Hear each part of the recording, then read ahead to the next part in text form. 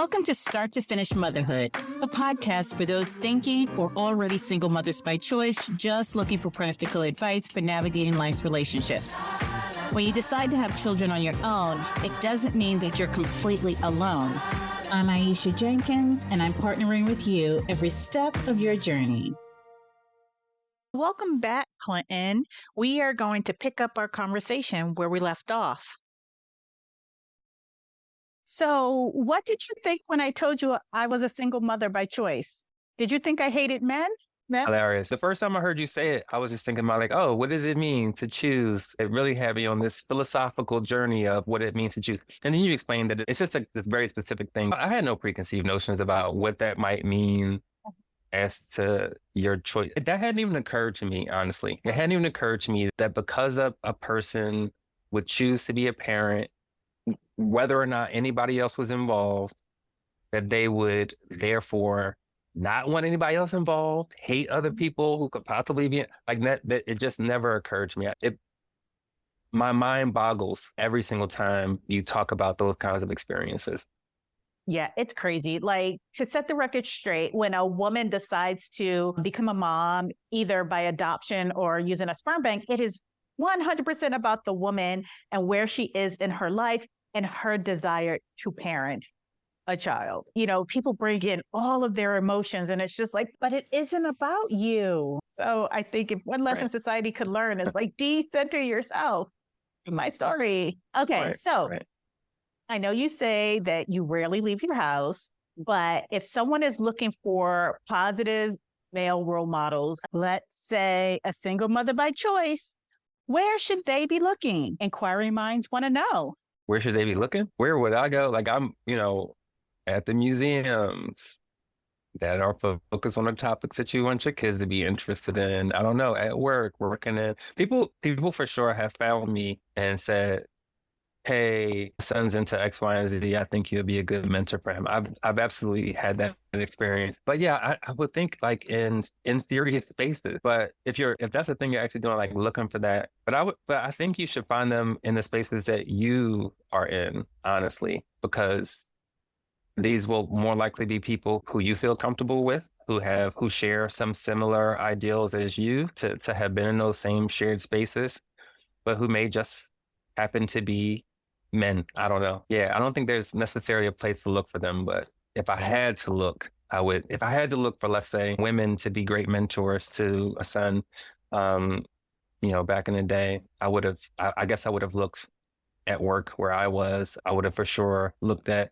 museums that I like to go to. I'm not sure I would have looked at the theater where we like to go, but at the parks where we would hang out to play or whatever. In the spaces that we felt comfortable, I think I would start there. I don't know if that makes any sense. No, it absolutely does. And to be honest, I don't think I've ever really asked a man that question to find out, and totally didn't think about it like that. Now, as capable as I am not a car person. My questions around a car is, does it run? Does it go from point A to point B? Is it safe? Does it have seatbelts? So you can imagine my shock and surprise when my then 7-year-old started talking about a Tesla. So first, as an aside, let me tell you, it goes down on the playground. And by the playground, I mean the playground, the schoolyard, the classroom, wherever these kids are together socializing. They talk, they compare notes on all kinds of things. So one day my daughter told me that she and a few classmates were playing on the computer. And one of the little friends said that they were going to buy a Tesla for $1. And he entered in all of the information and hit send. So I kept a straight face, but from that point forward, she's been talking about Teslas ever since. So Teslas have been on her mind as we're driving. She sees a Tesla here, she sees a Tesla there, and they're just Teslas everywhere. Every fourth car is a Tesla. I was just like, oh, okay. I'm starting to feel some kind of way. I was like, do you not like my Subaru? Because it's not a Tesla. And then once I told her that I have a friend who has a Tesla, her entire little face lit up. And I knew that I needed to invite you here so that she can see Tesla. Bless your heart. I asked you to drive your car up here and you did. I like to drive, first of all, and I like to drive to the DC area, so that's not going to be a problem. There's going to be times when I'm down there anyway, so yeah. And somebody put it into my head that Black children need to see Black people driving Tesla, and I could feel it when I'm driving through predominantly Black neighborhoods in Philly, and little kids are looking, they're asking questions. So without being like too pretentious, I try to make time for it. They say something nice about the car, I respond. They seem like they want to see something cool. I try to show them something little, whatever. Try not to make a big deal of it. And when people ask me how much it costs, I tell them. And I tell them because they think things like, oh, your car has the potential to drive itself, so it must cost $100,000. One person asked me, how many $100,000 did the car cost? I laughed. They were dead serious because there's a lot of, luxury vehicles that don't drive themselves that cost lots of money. But I got the lowest end Tesla. And to be honest, I was completely oblivious of to my privilege when I got it. When I was waiting for it, I was completely oblivious. The path that I took to get there, it felt really natural to me. And like you, I don't really know anything about cars. So whenever I was looking for a car, I asked the internet some questions and got some answers, or I went to my cousin who's an electrical engineer and he's just interested in everything. So the origin story to electric was getting my son excited about the environment and being a great steward of the environment.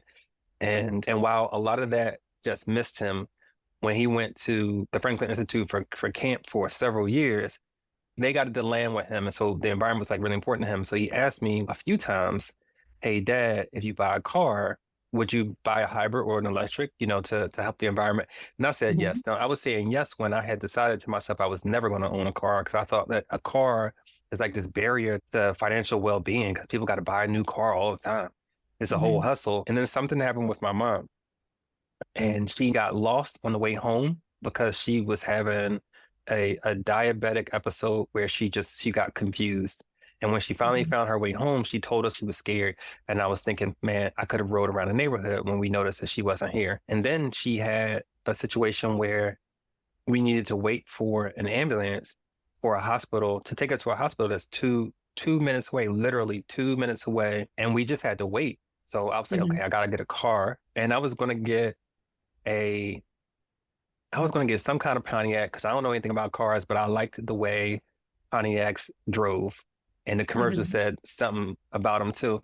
And so I'm like, I'm shopping and I'm about there. And honestly, I was so resistant to the idea that I was getting a car that I was like, there has to be something in this for me. I'm going to get a convertible. I don't even want a convertible, but I'm mad I got to get a car. I'm going to get a convertible. So now I'm dead set on this thing. And he was like, oh, you're looking for a car. So what kind of hybrid you going to get? And I was like, oh, yeah, I told him I was going to do that. So then I ended up getting a hybrid Nissan Altima. And then the next car I got was a fully electric Nissan Leaf. It was a terrible driving experience, but it was more important that I have a positive impact on the environment. Is the story we were telling ourselves. And that I didn't need to go far. Like I said, the hospital was really close for my mom. My mom lived right around the corner. Work wasn't that far. There were charging stations at work. I used to work downtown Philadelphia, so it was like 15 minutes away. It was nothing. And even when I was working in Chesterbrook, it's still, I was still making it. And I was saving so much money on gas that then I was looking for the next electric car. And I don't know anything about cars. So I say to my cousin, yeah, I'm looking for my next electric car. And he ran down all of these things about Teslas. And I was like, that sounds cool. And I went for it. What he didn't say it was a luxury car. And I wasn't thinking about that. I was looking at my monthly payments. Could I afford it? Was I still going to save money? And I was, because I drove to, at work were charging stations that I paid nothing for. Right. For about a year, maybe 2 years, I was paying $0 for fuel unless I charged at my house. And then it was like a tenth. I say this and people think I'm exaggerating, but electricity at home was a tenth the cost of gas, a tenth. Right. And that's back when it was just like $3-4 a gallon. Now it's much more than that. So it was just like it made sense cost wise. And then like a month or two before the Tesla arrives, my cousin, the same cousin says, so how do you feel about the luxury vehicle you're about to get? And I was like, luxury vehicle? I Uh-huh. don't buy luxury things. What are you talking about? And then, as I got the car and I could see people's reactions to it, and I thought about like, when I really thought about, well, how much the car actually costs relative to others today. And it's like, I was like, how did you miss this, Clinton? Like, what was your experience around privilege in the moment that you completely missed all of that? Anyway, that was my Mhm. journey to Tesla. I wasn't like a Tesla fan looking for a Tesla. I wasn't like this car enthusiast, but I was definitely concerned with the environment. To be honest, I don't like loud cars. Mhm. And the electric car is so quiet. It was just hitting all the criteria. Yeah, so I got a Tesla. It's just I don't like to talk about it though, because it feels I don't know, people get more excited about Tesla than maybe they should. I don't know. Right? And definitely appreciate it because Subarus are noisy as hell. That was like the craziest thing when suddenly my car was so quiet I could really hear the music and I didn't realize I couldn't really hear it before. Yeah, it's wild. And I don't like to listen to music loud in the car, but the Subaru is so noisy. Someone told me that it's because of the all-wheel drive. So two things that you hit on are key for me. One is the diversity, right? Having my kid have diverse experiences. Mom is never going to have a luxury car, right? But to have people in my life so that she can have these experiences. And she was just so excited. So memorable. So thank you. Oh, of course. Absolutely. There's lots of other things it does that are interesting. I used to do tours and I would say to somebody, what's the Tesla tour? What should I show people from watching movies in the car, watching YouTube in the car, watching Netflix in the car, playing games in the car? I got video games in the car now. You can connect a video game controller to the car. It's like so wild, all the way to doing art pranks. The car will fool people into thinking that someone is passing gas, and I have pranked a number of people.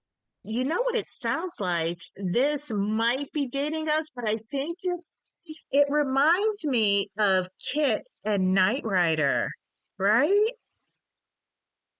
Yeah, yeah. Actually, the next time I see you and I have my car, remind me. I just remember I did find a kid experience, and I will install it just so you can see it. And Mhm.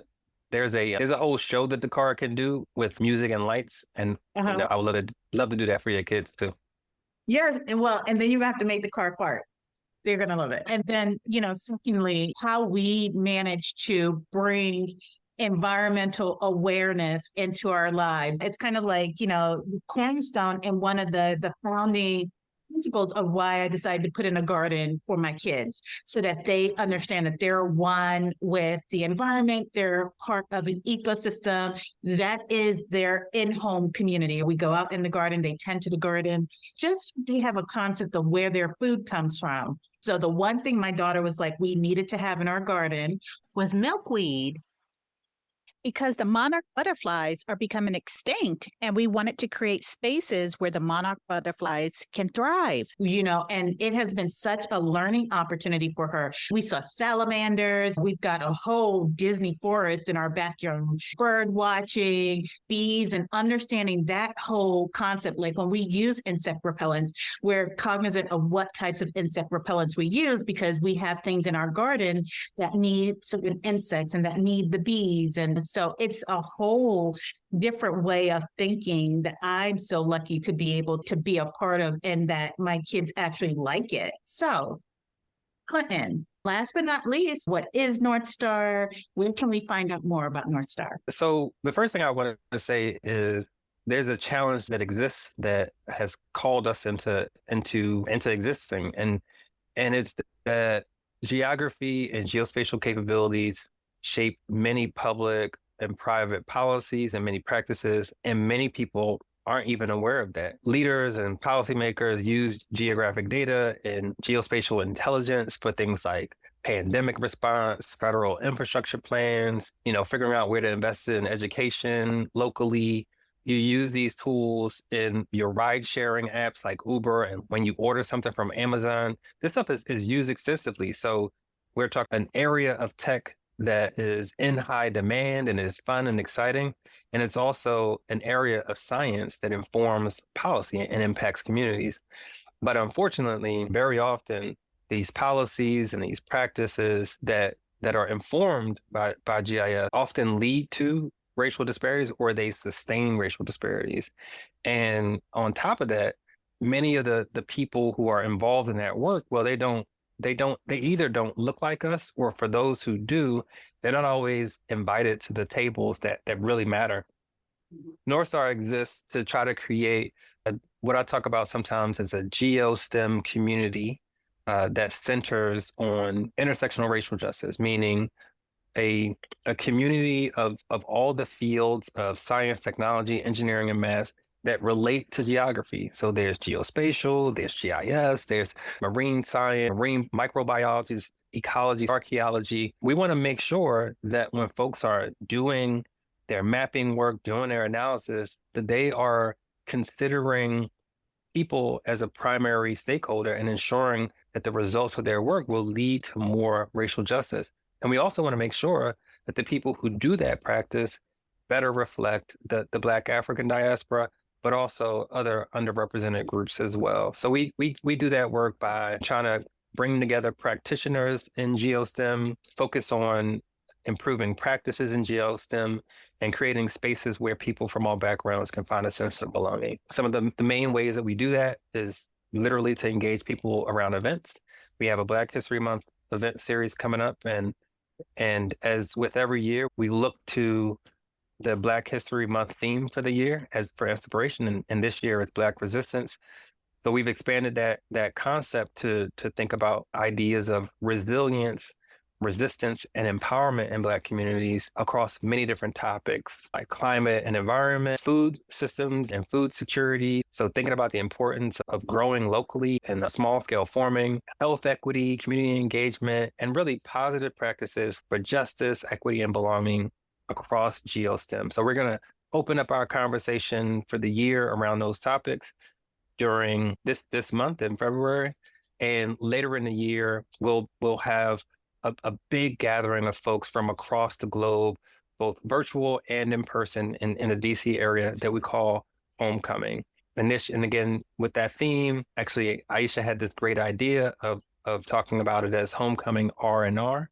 And we can think about R&R as resistance and resilience, rest and relaxation, all the ways in which we have to recover and reclaim spaces that are necessary for Black communities to successfully resist and be resilient and be fully empowered. So we're excited to invite people from across the globe who see themselves as geography professionals or people working in spaces related to geography to join in those conversations and be a part of the change.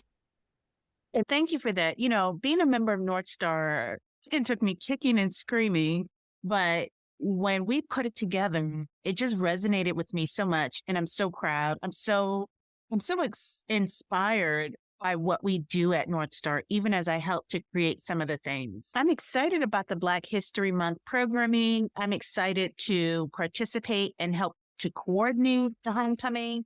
And people who are equally just as excited, people from the Black diaspora, people from across the globe, people who consider themselves allies, where can they go to find out more information about North Star? They can visit us at gisnorthstar.org online.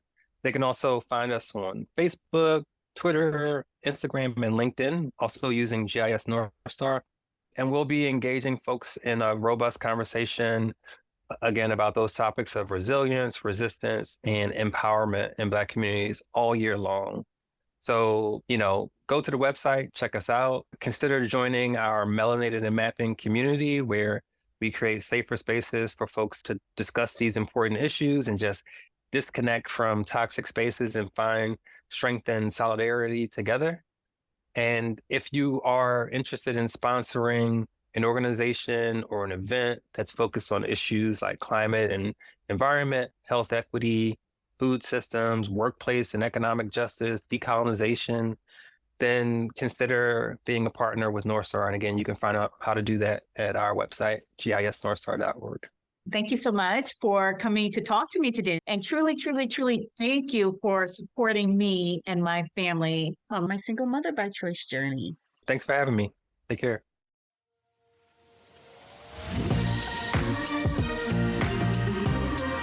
Thanks for listening to Start to Finish Motherhood with Aisha. If you want to keep the conversation going, follow Start to Finish Motherhood on Instagram or email me at aisha@starttofinishmotherhood.com. If you love this episode, please share it with anyone who's thinking of becoming a single mother by choice, anyone who's already parenting as a single mother by choice and just looking for advice on navigating it all, or a friend or family member who's looking to support someone else's single mother by choice journey. Until next time, bye now.